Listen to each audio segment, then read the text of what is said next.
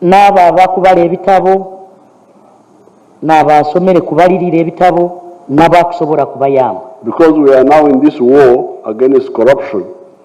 Abokuba tuli mu lutalo olw'okulwanisa obuli bw'enguzi. And fighting corruption, the soldiers we need there are accountants and auditors.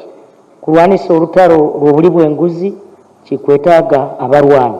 So which means these young people must be against corruption. Ekikumanyisa abaana baitu bana abato balina kuba ne balwanisa enguzi. Now, but the other ones who have got the other general qualifications, Bachelor of Arts, Bachelor of History, n'abandi abasomera ebindi Latin, abasomera Olulatini, I don't know what, somebody. So these ones, it's not very easy to get jobs for them. His Excellency further urged the leaders to always be visionary if they want that the NRM government continue in power and to bring that peace in the country. So inyo nkabembezi mwino kumanya ebintu ebigambo bibiri ebyo. Ekyo kubanza tukasanga enguri harumbusa. Kumala benumbaza numbaza abantu mukimanye ekyo. Abako bana abato tubakubimanye ibintu batekereza ngo tukasanga obuguda buli yawo. Abantu bona mbasoborere ngo NRM okusingura obulemu tukasanga enguri harumusa.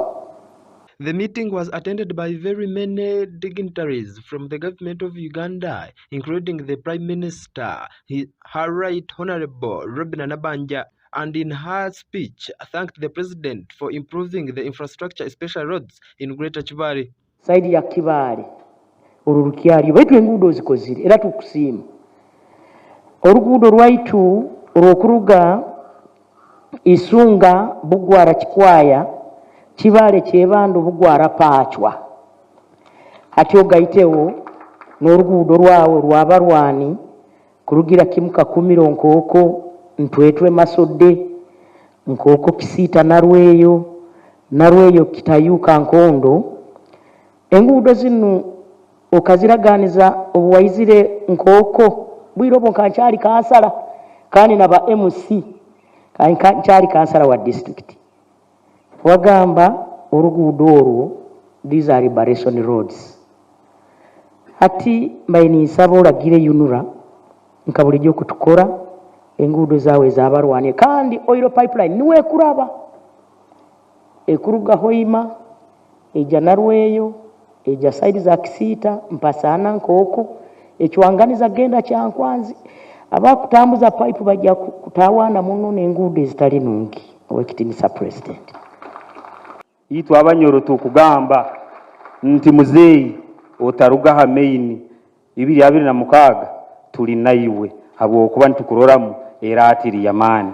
Long live your excellency Yoweri Kaguta Museveni tibuhaburwa bintu byona bikigweho habwa amagezi ga marungi nobukude wayekonyeize obuyiro twabaire nturwanira kuleta obusinga mu Uganda hali banya Uganda itwe abarwayi tukwegondeza naba abakuhakaniza hali bakwegondeza your excellency hiro waitu ntukusima haba enkurakurana yolesere noraba magezi gawe kutandika ebitebe bine bituyambire nka kya PDM emyoga grow web entandikwa nebindi Zasimweka Jesse GNTV at 12. The President of Kenya, His Excellency William Ruto. Thank you, Desire, for that report. And in other news, the Kampala Capital City Authority has started the process of gazetting border stages in the Kampala city and all metropolitan areas of the city. Officials say that this will decrease criminality in the city suburbs. Atwala oyabye ekintu kyonna kyonna ku Munnayuganda oyo ate twagala na kudda mu kooti yaffe etuulirawo era n'abo abakikola tubagamba balokoke otherwise buli kasonda konna awali stage ya boda tewagenda kuddamu kubeerawo bubbi bwa kika ekyo. Then ensonga ey'okubiri mulimu gwaffe era mulimu aba boda abatambulira ku ppiki babiri twakizudde nga abo be batambulizibwako obubbi bwonna obuli mulimu okunyakula n'okutuusa ku bannayuganda obulabe. Era tuli mu kubalondoola nga tukolagana n'ab'ebyokwerinda. Tukakasa nti baba balina ekigendererwa. Abakikola nammwe tubagamba mulokoke mangu. Ensonga ey'okusatu, ababbodaboda balina pikipiki ezitafaanagana nga piki za bulijjo. Pikipiki ensala amayembe, tukimanyi nti bazisala amayembe n'ekigendererwa ekyokumenya jjaamu bw'abanga alina kyanyakudde. Naawe bw'onoosangibwa nga piki yo wagisala amayembe, naawe oziguddemu. Waliwo pikipiki ezitalina indicator, piki ezitalina side mirror, piki ezirina number plate nga Katonda yekka yasobola ogiraba, nga number plate oli yagiwanika etunula waggulu. Nammwe bubakeeredde. Naawe wa bodaboda ajja mu kibuga Kampala ng'ojjidde mu binniigiina, ebyo ebigatto bikoma mu kinaabiro. Gwe tujja kukukwata oddeyo ng'otambuza bigere, oyambale engatto embikke, okomewo kime pikipiki. Boda riders mwabadde okusinga okufa. Omwaka oguwedde twafiirwa boda riders 14,408 boda riders. Njogera baafiirawo sookera ono yafiira mu ddwaliro yalwala omwezi n'afa. You get what I'm trying to say? The challenge of accidents is real. Accidents ziri mukutumalako. Unfortunately, abasinga okufa myaka 18 kutuuka ku myaka 35. You talked about it. Buli omu yena enkozi z'ebibi somehow somewhere. Each and every crime ogenda kulaba bano babbye, they run nga bamaze okunyakulira ebintu mu nju ne balinnya pikipiki owa bodaboda n'abatwala. You understand? The image, njagala tufuuse image eyo. So whatever, I embraced gazetting. I embraced this. Uniform men wenzaakyasinza okujangala ntegeere nti this is a person from Machindi. This is his number. This is barcode. Nsobola kuteeka ku barcode nentegera ono bamuyitamu ati abeera wano akolera wano stage chairperson we. And I want to thank you. Chairperson zimwena katimba ina. Nga twafuna stage 25,523 the stage ezaali mu kibuga mu division z'emmeka 5 naye ng'ezisinga zaali mu central. Imagine ka central katono naye ezisinga zezikola ki weziri.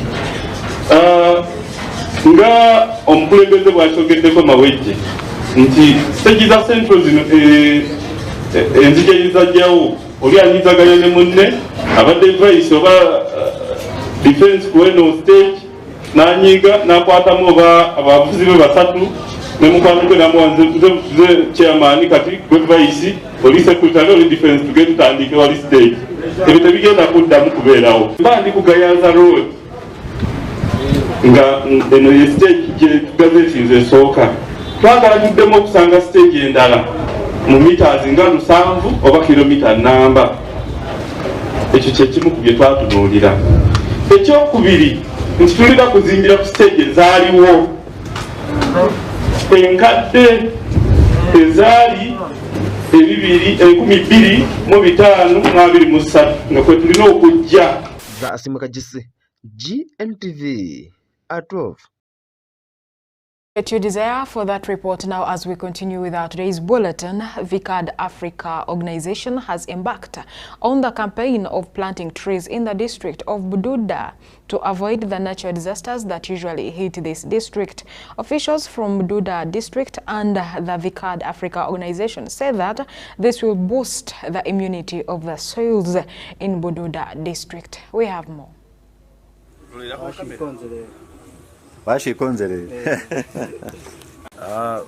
Given the history of Bududa, we've seen in the news, heard in the news about these calamities, and I'm very grateful that one of the survivors of this catastrophe has actually been interested in planting trees in order to curb these landslides.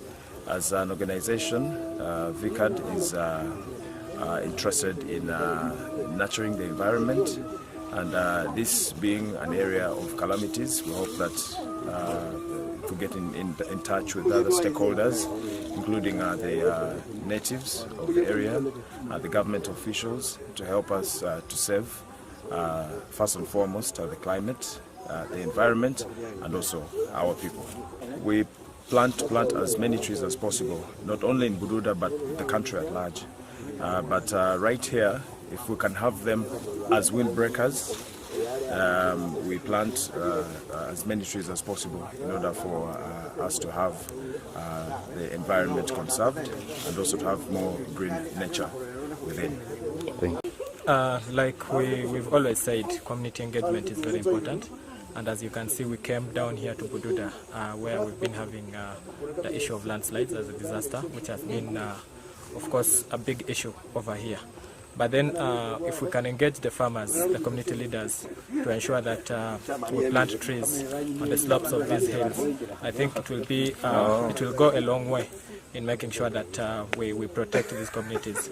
As you're aware, in 2019, right here where we are standing, we lost over 47 people to mudslides, and it is something we don't want to happen again. So these trees, as you've heard, can act as windbreakers, but also they hold the soil.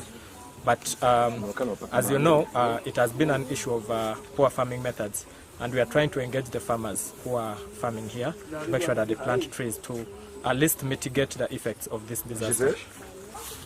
Abantu bayiswa bubi nnyo lwalandisa bayite eno nga likubajjawo n'ebintu byabwe era ebintu ebisinga buli kimu kyagenda lwakuba nti tekyaliwo ejyasikala nga bakirabako buli kimu gyakenta. Abantu bayiswa bubi nnyo, ende zakenta, embuzi, enkoko n'ennyumba zakenda zaali 67. Era abantu basikala nga bali bubi nnyo, abasikala bagenda mu makyaki mu matwaliro ne babeera eyo. Kati akaseera kano nze mbeera ng'endi musenyifu okubalaba nga mwazi wano okulaba nti okukyusakyusa obwire bwaffe tulabe engeri gyegenda kubeeramu ng'abantu. Swalia hanine fe yakwibaho bana bala besikoleho enyuma arife kwelabiriraho Fatima bana besikoleho munzu baki. That she has participated in the planting of trees because she believes it can help in holding the soil to avoid the catastrophe that has ever happened here, but they hope also to get fruits from this particular variety.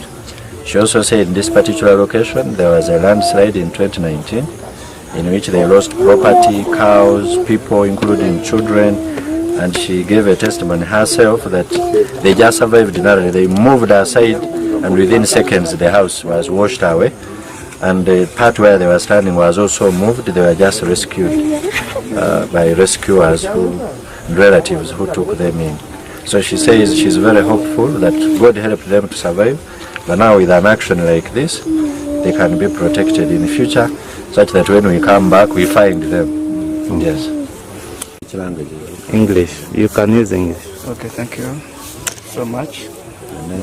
I'm Godfrey Chisuche, councillor representing Mushika Sub-County. Actually, when the catastrophe happened, we lost our people. Because we lost over 46 people, we are no longer seeing them, and we shall never have them in the future. But when you come like this, we are very happy that when you plant these trees, it will a certain extent hold the lands so that it cannot run because of this steepness of the soil. So we are just glad that we've come, and our people are really in need of these trees because we need them as much as possible. We need these indigenous trees so that we can have food, we can have, they can preserve our environment, because we don't want to reach to the extent of our world going to maybe global warming or some sort of that.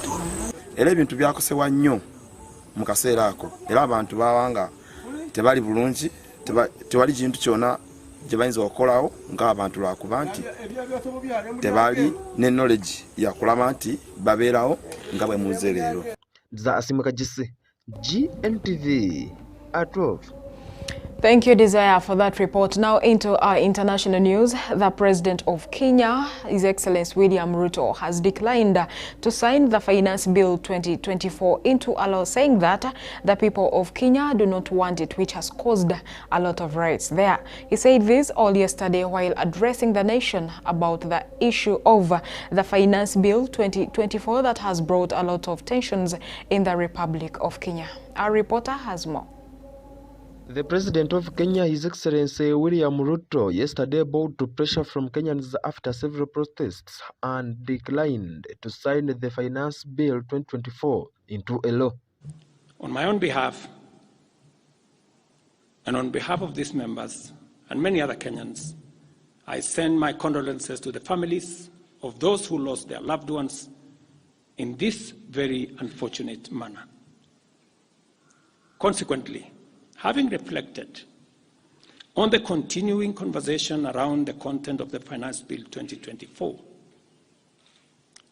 and listening keenly to the people of Kenya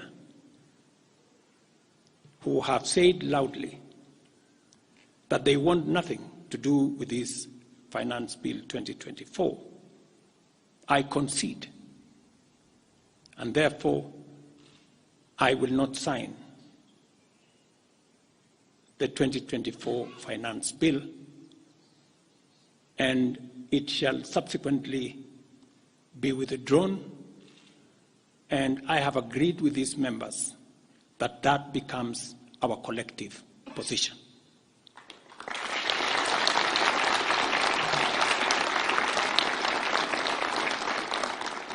The move follows Tuesday's deadly protests that saw demonstrators breach parliamentary premises for the first time in Kenya's history.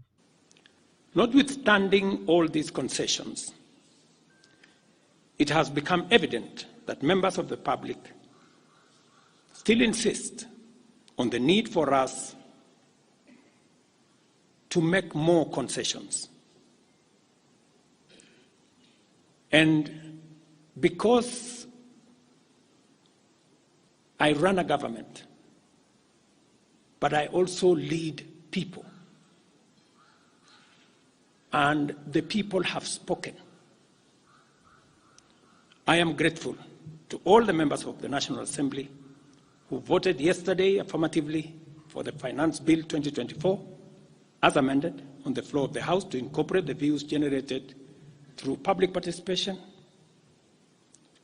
And following the passage of the bill, the country witnessed widespread expression of dissatisfaction with the bill as passed, regrettably resulting in the loss of life, destruction of property, and disintegration of constitutional institutions. Protesters had earlier vowed to keep up with their demonstrations. Today, after it was passed by MPs, the finance bill was submitted to his office for signing into a law.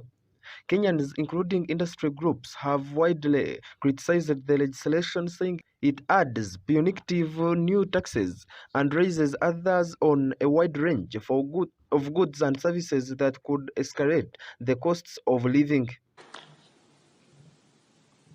Accordingly,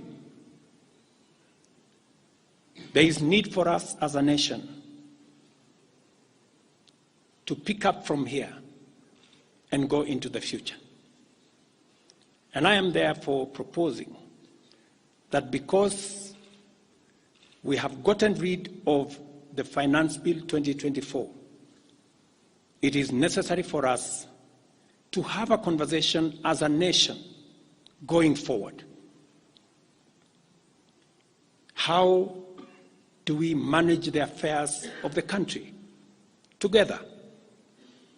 How do we manage our debt situation together? How do we work on the budget with the deficits that now exist together?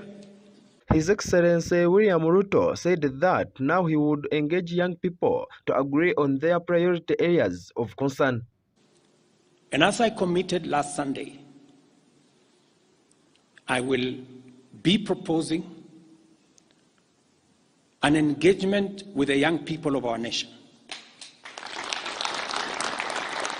our sons and daughters, for us to listen to them.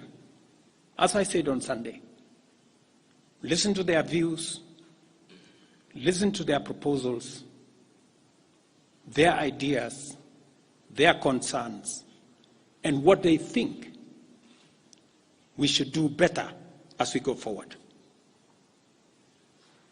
I am also recommending a multi-sectoral, bipartisan, multi-stakeholder engagement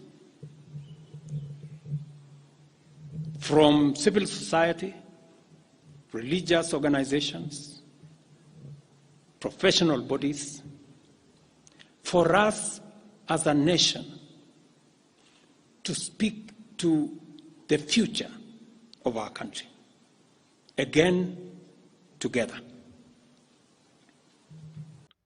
The president further also directed immediate operation budget cuts for the presidency and the entire executive arm of the government. And this will be on matters that are contained in the bill and matters that the people of Kenya have canvassed in the conversation that has been going on. In this regard as well, I am directing for immediate further austerity measures to reduce expenditure, starting with the Office of the President, the entire presidency, and extending to the entire executive arm of government. Operational expenditure in the presidency be reduced to remove allocations for the confidential fort, reduce travel, hospitality, purchase of motor vehicles, renovations, and other expenditures.